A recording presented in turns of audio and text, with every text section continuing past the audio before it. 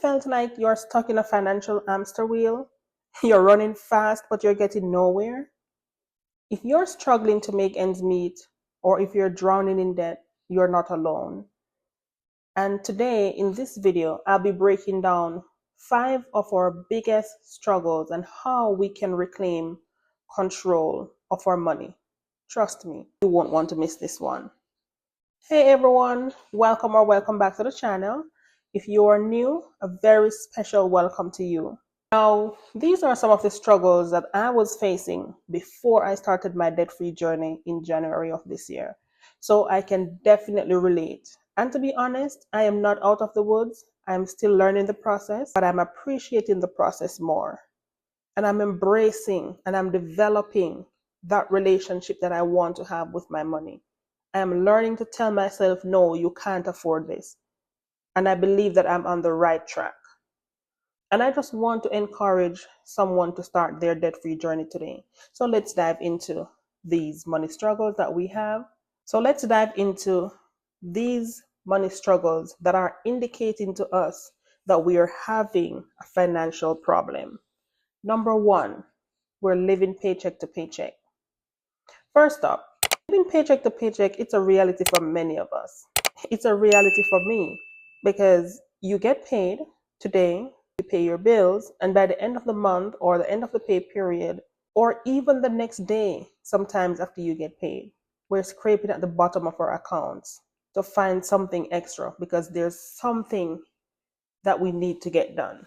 But there's good news. We can change this. And if you haven't started budgeting, now is the time for you to start budgeting your money. And once you start to budget your money, you will see where you can make changes. You will see where you can cut back. If it's maybe dining out less or canceling some unused subscription or simply just not buying that next bottle of perfume that you're telling yourself that you deserve. And at the same time, aim to save a small amount each month, even if it's $10, because it adds up. All right, so tip number 2, when we're traveling with these high credit card balances, these revolving credit card balances, we're having some financial issues. We're definitely having some financial issues here. So if you're feeling overwhelmed by your high credit card balances, again, you're not alone. But the greatest thing is that we're acknowledging that we're carrying these revolving account balances.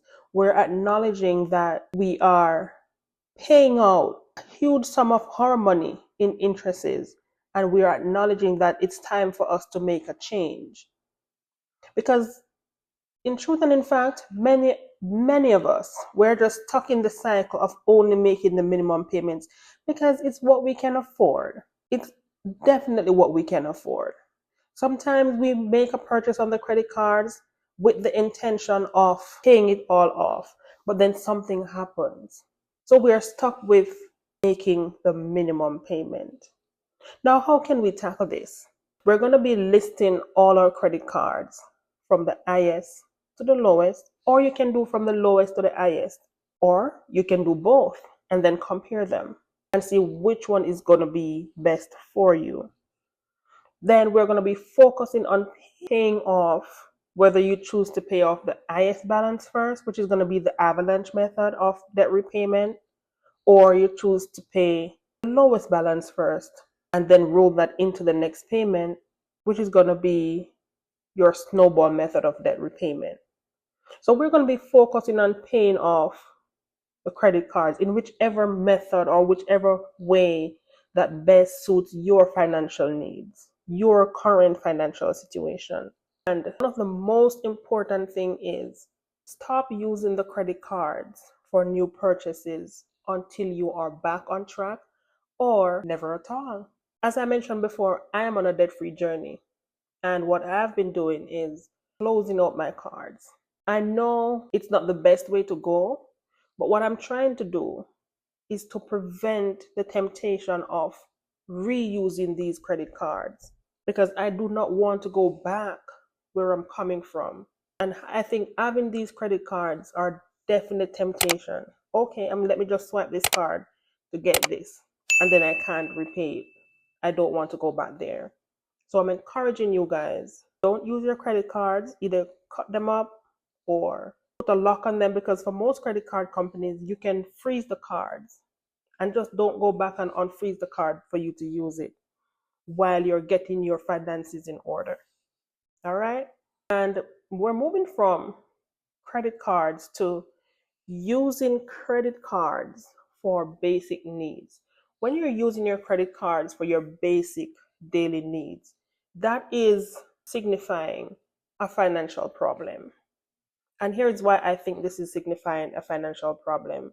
While credit cards offer the convenience, some of them offer the security, because there are times when you use your debit card and it's an hassle to get back your money if there's any fraudulent activities on it, or if you need to return something, or but once you use a credit card, it's easier for the bank to give you back the money because it's their money.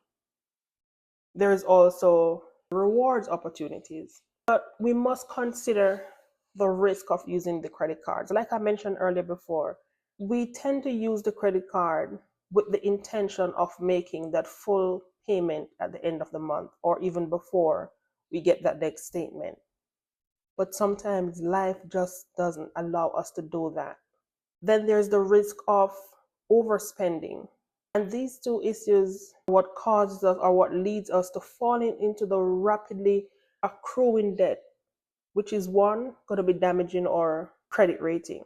And two, it's costing us more. So even if you're using the credit card to get the reward, because a lot of these credit cards nowadays, they have the 2% cash back. So let's say you're using your credit card to get that 2% cash back. If you don't pay that full balance when it's due, then trying to get that 2% cash back will all be in vain, because now you're paying interest. So earning the cash back, it's just equating, or not even sometimes equating, because 2% is way less than the 29% per annum that we're paying for interest on our credit cards. So it's not worth it sometimes. So if you can, when you're budgeting, when you're shaping up your budget, after you assess and you reassess, use your debit cards for purchases, or use cash.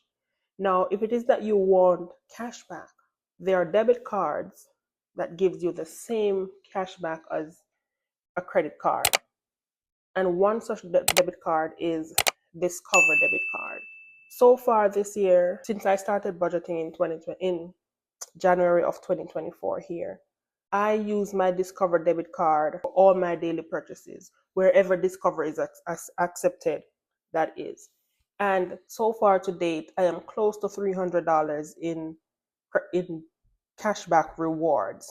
And at the end of the year, what I'm going to do is to cash out whatever rewards that I've earned, and I'm going to put that right on my Discover credit card. So I cut up my Discover credit card, even though I love it, but I have an eye balance on it, so I'm not using it. And whatever cash rewards I earn at the end of the year, all of that will be transferred into my Discover credit card. All right. Moving on to number 4. Our inability to cover emergency expenses is an indicator that we are experiencing financial hardship. Life happens. We needed car repairs. We need medical bills to be paid, or some unexpected expenses, some unexpected occurrences that comes up, and it can really hit us hard. In April of this year, my son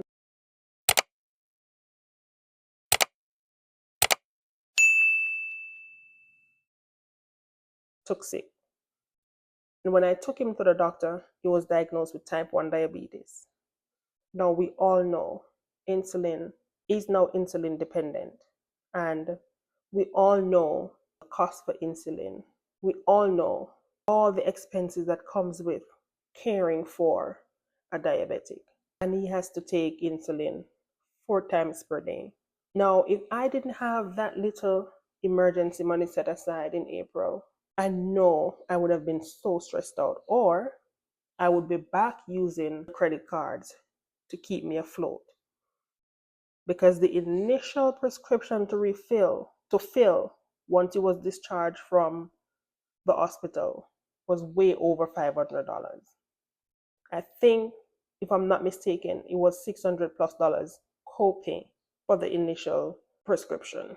And then to top that off, a few weeks later, my husband's car needed some tires.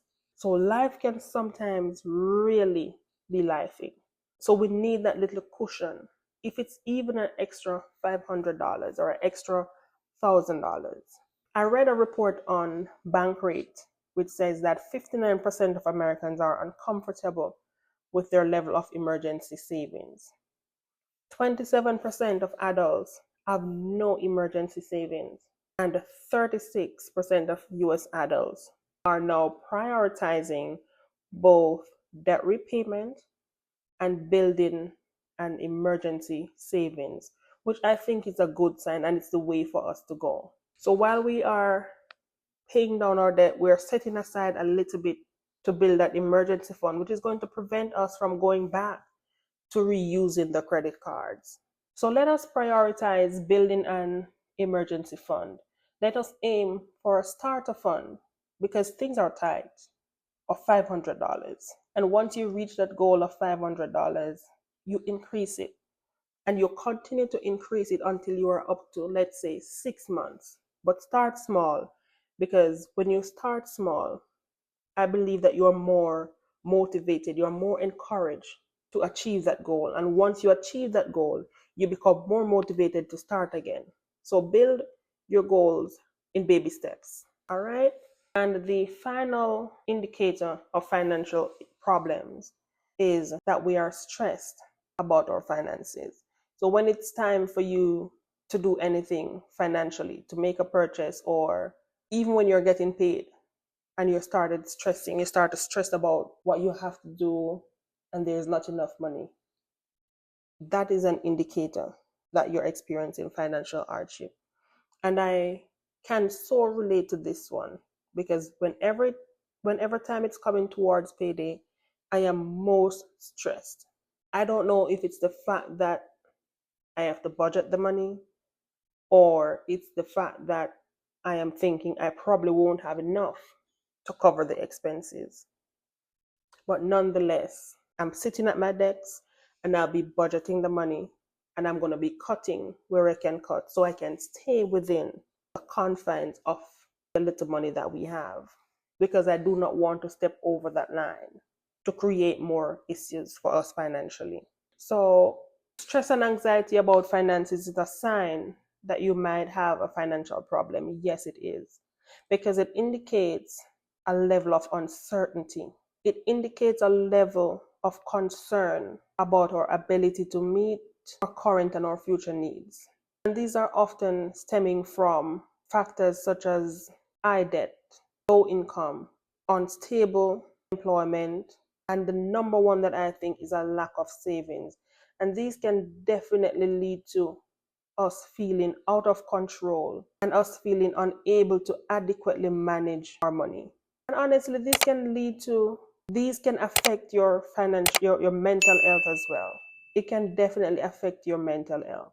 So what I think to cope with considering to cope with these stressors and anxiety about your finances, you can talk to a financial advisor if it is that you feel like you're unable to manage, or even a therapist who specializes in financial stress. There are some financial institutions I know for Capital One, they offer a personal finance course through I know for Capital One, they do offer a personal finance course. And I also know that for Delta Credit Union, which I'm a member, we are able to access free financial counseling. And those counselors will sit with you, look at your finances, look at your expenses, your debt, and to put you on a track. So there are institutions out there. There are also other free institutions that offers. And I believe that the consumer affairs do offer some financial literacy.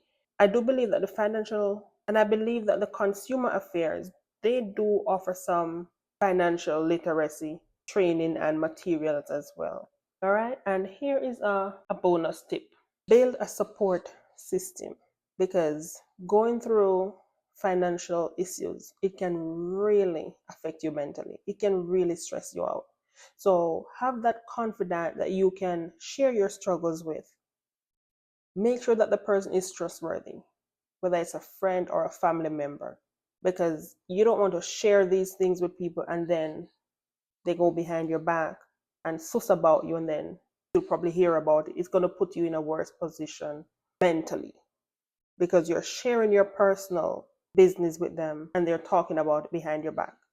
So, and then you have some people who are really confidential, and you'll be surprised how many people are willing to help you or to share their own experiences or to share resources as well. Maybe you can even start a savings challenge together, because I do believe in lifting as we climb, and I do believe in each one teach one, each one help one. All right? So, financial struggles are common, but they don't define us. So don't let it define you. And with a plan and some support, you can overcome these challenges. So if you found this video helpful, please don't forget to like, subscribe, and to share your own tips in the comment section. We're all in this together. We are all in this together. All right? So see you next time. Bye.